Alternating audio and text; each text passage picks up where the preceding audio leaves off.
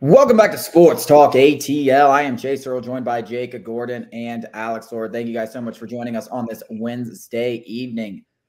Happy AJ Smith-Shawver Day. I'm going to just go ahead and call it. They haven't announced it yet, but I think it's going to be AJ Smith-Shawver on the bump for the Braves. I just think he gives them the best chance to win, but we'll see. They might announce it during the show, and we can talk about it. But the Falcons did make a trade yesterday. I think it was a 6th for a 7th-round pick swap. Like, basically, they move up one round.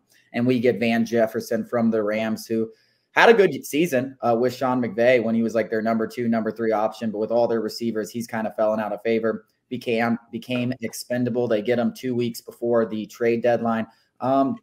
It's a nice name, but are the Falcons going to use him? I think that's the biggest question that we're all wondering. I mean, he obviously has some talent. I think he had an 800 receiving yards. He's only in his 3rd year in the league. So has some talent there. Big body, can stretch the field. Maybe he's filling in for Scotty Miller. They weren't really using Scotty Miller, so maybe he takes over that role. Maybe he takes some snaps away from Matt Collins. I don't really know how they're going to use him. Is this going to be more like Braylon Edwards, where he's not used at all? Or do we actually see something where maybe they trust Desmond Ritter a bit more and they use him in the passing game? Yeah, Braylon Edwards, that'd be a real throwback. Oh, yeah. But yeah, Brian Edwards, that trade was a complete waste of time. I don't think this will be the same situation. I think Jefferson at least can stretch the field and at least be a solid decoy, which the Falcons do need somebody. Like Matt Collins is solid, but they need somebody to create some space. Like it's almost like basketball, like 3-point shooting. You gotta have some space. Yeah, that's fair. I saw people making jokes. I'll give my take after I say the jokes about Arthur Smith saw Kyle Pitts and Drake London both have like 80, 90-yard games. I can't let that happen again. Get Van Jefferson in there. I think that's pretty funny. I do think he will provide more than Brian Edwards, and it doesn't even really mean he'll have more production, to Jake's point. If he just gets regular snaps throughout the season, he'll already be worth more than what Brian Edwards was. Brian Edwards was effectively phased out of the offense completely by like week 4. I mean, it was wild. Like we traded for him. He got, 70, 80% of the offensive snaps last year through a few games. And then it slowly dwindled until he was basically not seeing the field on offense. I don't think that's going to be the case. Yeah. I don't think that's going to be the case. Yeah. Because of the things that you guys pointed out, he does have that vertical threat. He's a fast guy.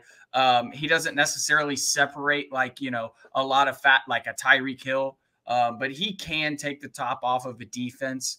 And that is something this offense was missing. We all kind of expected Scotty Miller to be that guy. Why he hasn't been incorporated in the offense is not an answer I have for you. What does Van Jefferson bring that Scotty Miller doesn't? Size. I don't really know. It's a little wonky. Scotty Miller did get some burn last week, but it wasn't I think he got a jet sweep. They counted it as a pass because it was, Desmond Ritter threw it forward. But I don't know what Van Jefferson brings that Scotty Miller doesn't. So that is a little peculiar to me. If anything, it seems like it was a depth signing or a depth acquisition.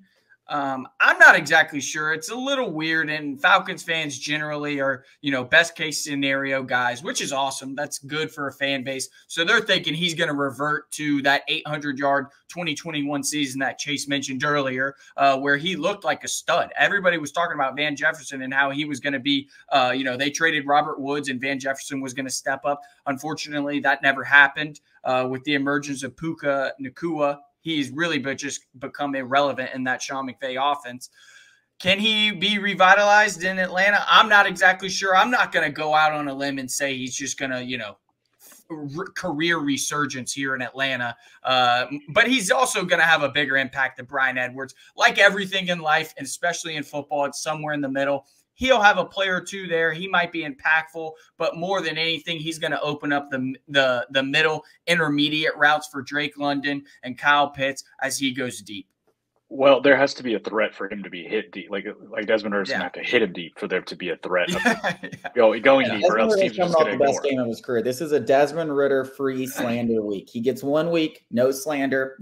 He's coming off. I don't think that was slander. I think that was a fair comment. I think that was. It's a fair comment any other week. It's a fair comment any other week. This is a no slander. This is a slander free Desmond Ritter week. He earned it. He earned 1 week of no slander. We have to see what he does. And listen, if there's any place where Van Jefferson can come in here and have an impact right away. And I know it's hard to get acclimated to a new offense and stuff like that.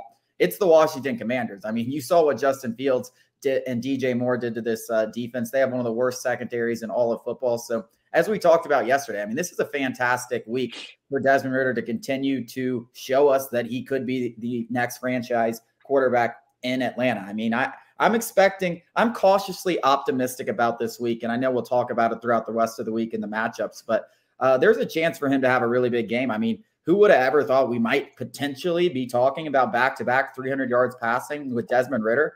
We didn't even know if he'd get one. But he has a great opportunity against the Commanders, and maybe Van Jefferson can have. The other aspect of this trade is it only, I think, counts $900,000 against the cap. Obviously, people are still waiting for this big move that the Falcons have up their sleeve, which I have to tell you guys, there is nothing planned. I don't know how many times we have to say it. Like, listen, they might make another trade for a pass rusher or a defensive player or something like that. Very well may happen. I expect them to explore that at the trade deadline. And I don't know who tweeted it. Maybe Ari Merov, one of the NFL accounts, NFL insider accounts, did say this could be a more active trade deadline than we usually see in the NFL. And I think the Falcons will be part of that, whether it's offensively or defensively. I mean, you look at right tackle right now. We don't know about Caleb McGarry. Is Storm Norton the guy? We don't know. We'll see what happens this week. But there's no move set in stone. I feel like a lot of Falcons fans think there's something like up their sleeve that they have like in stone that they're just waiting to pull the trigger on once the other team says it's okay. It was just a procedural move to open up cap space to make moves like this one and maybe a future move, a move in the future. Yeah, no, definitely. I know people want Danielle Hunter, and I understand that Danielle Hunter is a really good player, but that's like one of those, like Bleacher Report hypotheticals, it makes a ton of sense, yeah, but is it actually going to happen? That's yet to be seen. It does look like he could be out. He could be out of there because Justin Jefferson now, I don't even know if he's going to play again. I mean, he's now on IR, and he's looking for a new contract. Kirk Cousins, he has to be on the move to a team like the Jets. I could definitely see something like that. His contract's up at the end of the season. So if they go through a complete rebuild, you have to think that Hunter is also on his way out. So there is the off chance that that's happened. But the Falcons aren't sitting there, have a deal in place with the Vikings right now. And listen, Hunter is going to be coveted by the entire league. It's going to be the entire league. That was going to be my point. He's going to go to the highest bidder, especially with the Vikings, with a team that's really going to be pressed the panic button. I did want to say, too, real quick before we move off the McGarry thing. I don't know if y'all have actually seen Storm Norton, but him and Caleb McGarry could literally be identical twin brothers. They look exactly alike. They both have. Well, he looked good. Blonde hair. Yeah, he looked pretty good. He looked good. He looked really good. I mean, it's a small sample size, but very small. I don't think there's any doubt about it that he looked just as competent, if not even more competent, than Caleb McGarry, which that's going to be a contract. And Terry Fontenot has done a very good job of spending money. If there's one area of the GMing job that he's done well, it's been in free agency and signing these guys and stuff like that.